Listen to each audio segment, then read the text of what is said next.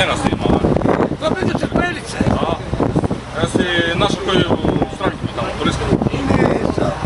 Nisi, a je slab sam. Crkvenica i Selče. A kaj si voliš spiti najrađe? Pivicu. To. Živjeli. Živjeli. Dobro piva. Tak je. Evo pušte u besi. Mario, kaj ti najviše voliš popiti? Pivo, sok. Gemišt, zagorski. Nemoj sok, žeti sok. Čuga samo dove šećer. Kaj daju zato brišemo ili daju spremimo? Onda moraju bremene, evo, spremimo. Da sam bilo za jednim krunom. Ajo, vodi se, I sa branom. I sa branom. Ti će ovo. I slikom. Da, snima, da.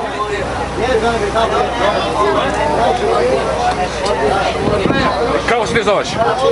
Molim? Kako se ti zoveš? Stipe! Stipe. Stipe, ali? Stipe kod Stipe! Odakle si iz? Ja sam iz Brestija, iz Dubica sam ja. A ti? Ja sam ti inače iz Zadra, ali živim u Zagrebu. Super. Kao to, ne?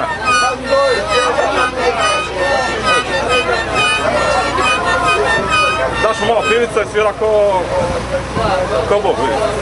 Živjeli! Živja.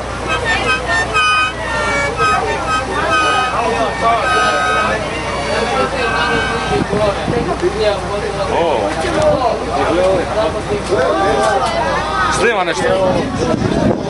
To je ovaj. Pogled ovaj, daj snimaj ovaj hotel. Ko će to snimiti?